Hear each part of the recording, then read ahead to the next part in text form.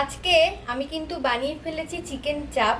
তোমরা রেসিপিটা পুরোটা দেখো, খুব ইজি পদ্ধতিতে বানিয়েছি, একদম ঘরোয়া পদ্ধতিতে। তোমরা কিন্তু অবশ্যই স্কিপ না করে ভিডিওটা কিন্তু সম্পূর্ণ দেখো।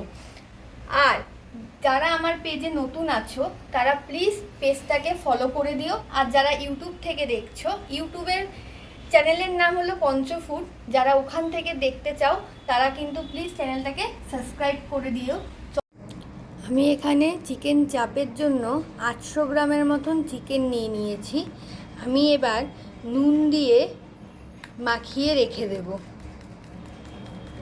পরিমাণ মতন আপনারা আপনাদের মতন নুন নিয়ে নেবেন।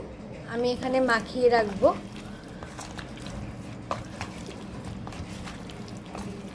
দেখুন আমি কিন্তু এরকম পিস নিয়েছি।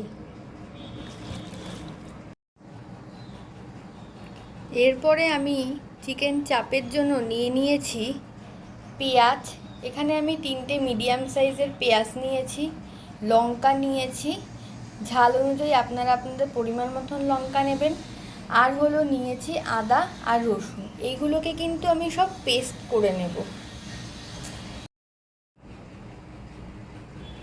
মশলাপাতির মধ্যে আমি নিয়ে নিয়েছি কাশ্মীরি গুঁড়ো লঙ্কা হলো 2 চামচ। এখানে নিয়েছি বিরিয়ানির মশলা 2 চামচ, যেটা আমি বাইরে থেকে কিনে এনেছি। এখানে স্বাদ মতো নুন নিয়েছি, হাফ চামচ হলুদ নিয়েছি, 1.5 চামচ ধনে গুঁড়ো নিয়েছি, আর 1.5 চামচ হলো জিরের গুঁড়ো নিয়েছি।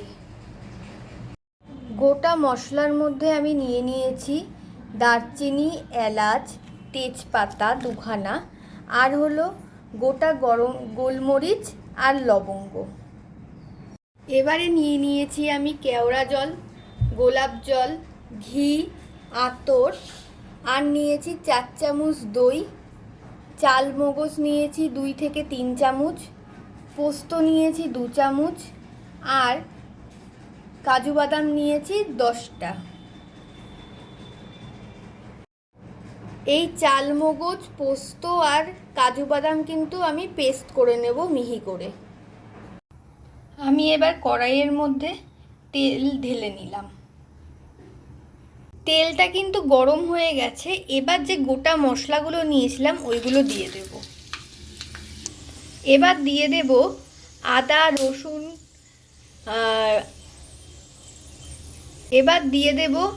আদা রসুন, কাঁচা লঙ্কা, পেঁয়াজ, যেটা পুরো পেস্ট করেছিলাম সেটা এবার দিয়ে দেব। এই পেঁয়াজটা কিন্তু লাল লাল করে ভেজে নেব।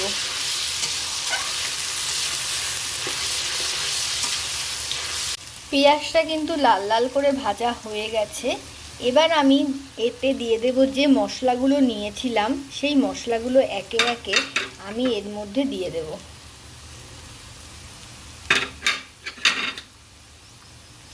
এবার আমি দিয়ে দেব, এবার আগে একটু নাড়িয়ে নেব আমি মশলাগুলো।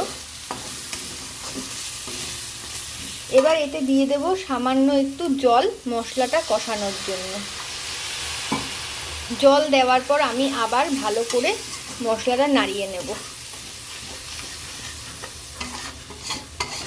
আঁচ মিডিয়াম আঁচে রাখবো কষে আসা অবধি, কষে যেন তেলটা মশলা থেকে যেন ছেড়ে দেয়। দেখো মশলাটা কিন্তু কষে এসেছে আর মশলা থেকে কিন্তু তেলটা ছেড়ে দিয়েছে, মানে ভালো মতন কিন্তু আমি মশলাটাকে কষিয়ে নিয়েছি।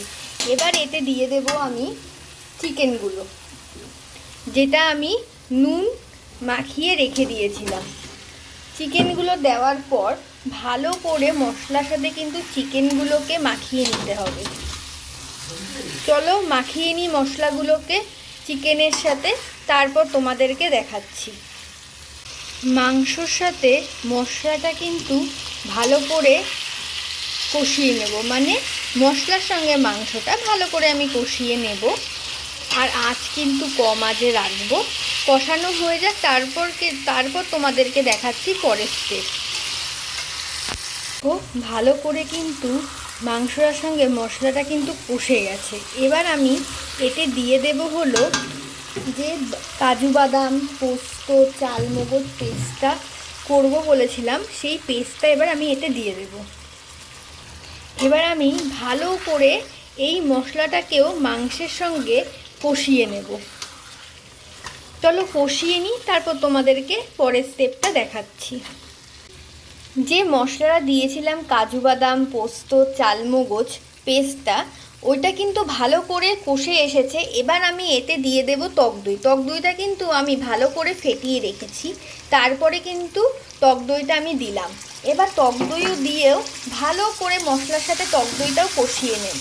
চলো কষিয়ে নিই, তারপর তোমাদেরকে দেখাচ্ছি।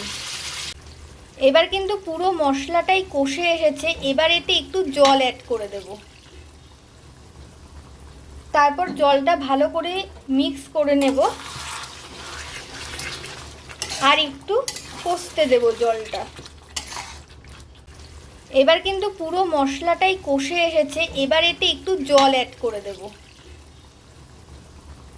তারপর জলটা ভালো করে মিক্স করে নেব আর একটু কষতে দেব জলটা। এবার এতে অ্যাড করব 2 চিপির মতন গোলাপ জল। তারপর অ্যাড করব 2 চিপি কেওড়া জল। এতে অ্যাড করব মিঠা আতর। এখানে মিঠা আতর অ্যাড করব হলো আমি 2 ড্রপের মতো। এবার আমি মিঠা আতর কেওড়া জল আর গোলাপ জলটাকে ভালো করে মিক্স করে নেব। আর আমার কিন্তু চিকেনটা ভালো মতন সেদ্ধ হয়ে গেছে। এবার এতে দিয়ে দেব আমি 2 চামচের মতন ঘি। এটা কিন্তু নামানোর আগে দিয়ে দিতে হবে। এবার একটু ঘিটা ভালো করে মিক্স করে নেব, নিয়ে গ্যাসটা আমি এবার বন্ধ করে দেব। চলো তাহলে আজকের মতন আমার ভিডিওটা এখানেই শেষ করছি। আবার দেখা হচ্ছে কোনো একটা নতুন রেসিপি নিয়ে তোমাদের সাথে।